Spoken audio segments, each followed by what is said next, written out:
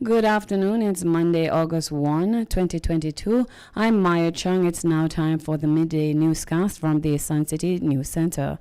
And here are some of the top stories coming up in the news this afternoon. Former high-level Russian official who left Putin's government reportedly hospitalized. More than 100 injured in Baghdad clashes as demonstrators storm Iraq's parliament. We'll have these and much more right after this.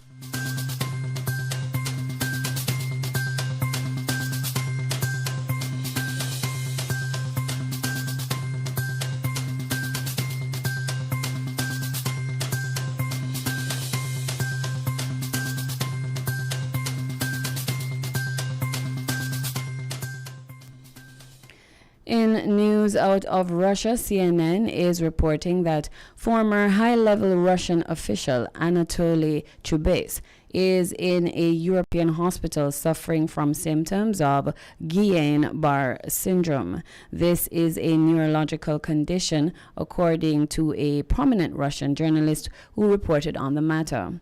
The journalist Sobchak said she spoke to Chubes' wife, who said her husband's state is unstable. He felt bad very suddenly. He began to stop feeling his arms and legs, his wife confirmed.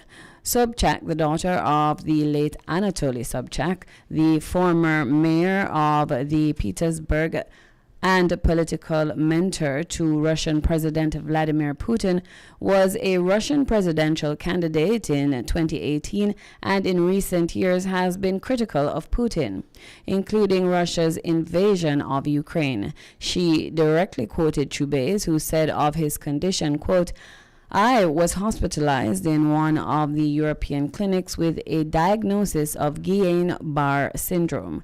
According to the U.S. Centers for Disease Control and Prevention, Guillain-Barré syndrome is a rare disorder in which the immune system harms the body's nerves." Chubes did not reply to a request for comment from CNN, and it's unclear where he is currently in Europe. Kremlin spokesman Dmitry Peskov said Monday the Kremlin doesn't have details about what happened to Chubes, but said it was sad news. Chubes quit his post as a Kremlin special envoy on the environment in March. Reuters, citing two sources familiar with the matter, said he left the country due to the war in Ukraine. Chubes did not respond to CNN's requests for comment at the time in March. The Kremlin confirmed Chubes left his job and had been in the environment job since December 4, 2020. He was Boris Yeltsin's finance minister in the 1990s. In the early days of Putin's rise to power, Chubes was considered an opponent by the now president. Putin claimed in a series of interviews in 1999 that Chubes canceled the Kremlin job that he was initially offered. In recent years, Chubes continued to call for economic reform and was one of the few remaining liberals associated with the Russian government.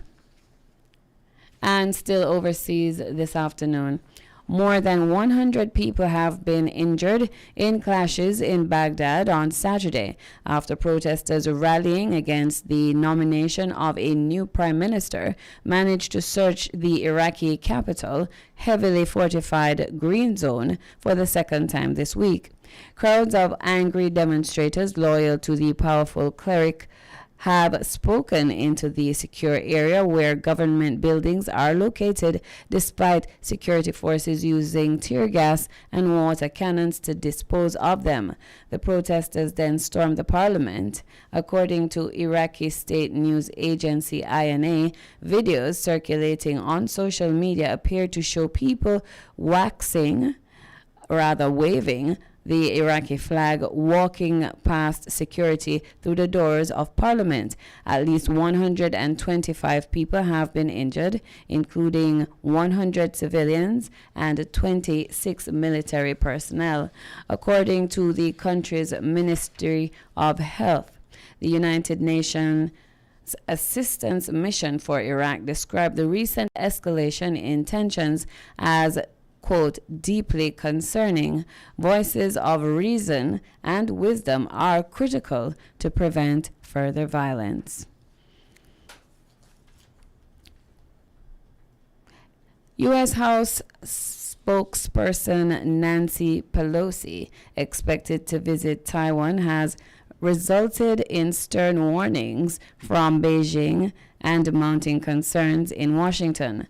The California Democrat is leading a congressional delegation to the Pacific, with stops including Singapore, Malaysia, South Korea, and Japan, according to a statement released by her office on Sunday. The statement and Pelosi's public itinerary have made no mention of Taiwan, but a senior Taiwanese government official and U.S. official told CNN on Monday that she is expected to visit Taiwan and stay overnight as part of her tour of Asia. It is unclear when exactly Pelosi will land in Taipei.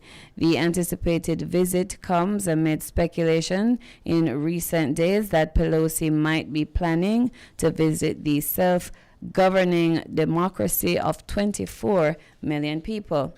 China has laughed at the potential visit, vowing to take resolute and forceful measures if it goes ahead.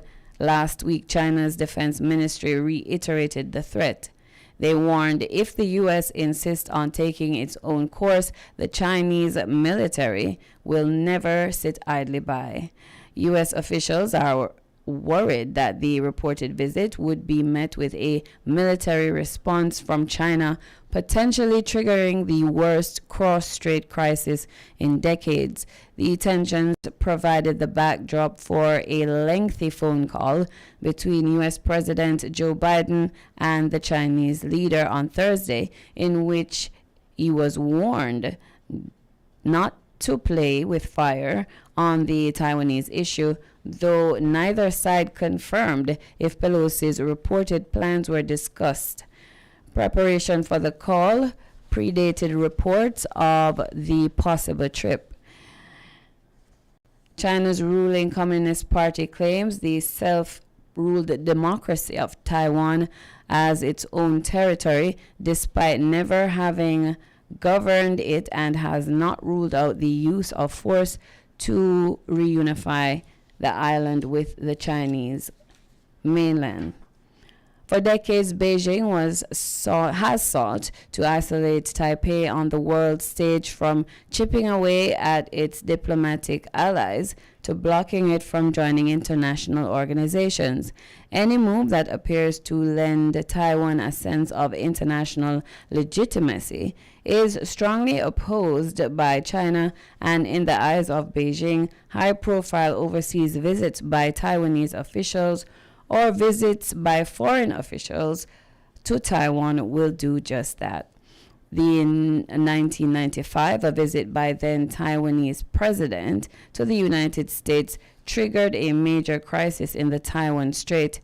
Enraged by the trip, China fired missiles into waters around Taiwan, and the crisis ended only after the U.S. sent 2 aircraft carrier battle groups to the area in a forceful show of support for Taipei. In recent years, Taiwan has received a flurry of visits by U.S. delegations consisting of sitting and retired officials and lawmakers that has drawn angry responses from China, including sending warplanes into Taiwan's self-declared air defense identification zone. But Pelosi's political stature makes her potential visit all the more provocative to Beijing. Pelosi is the third public official in the line of succession after the president and vice president. Pelosi is a long-standing critic of the Chinese Communist Party.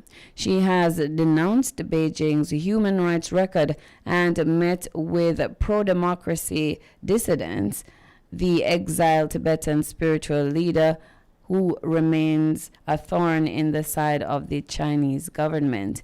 In 1991, Pelosi unfurled a banner in Beijing's square to commemorate the victims of the 1989 massacre of pro-democracy protesters. More recently, she has voiced support for the 2019 pro-democracy protests in Hong Kong. And that is where we end the news at this time from the Suncity News Center. Please remember to follow us on all our socials. For Instagram and Twitter, look for us at Suncity104.9 FM and Facebook Suncity 104.9 FM. I'm Maya Chung from the Suncity News Center. Stay tuned for more with Wicked Foot right here on this station.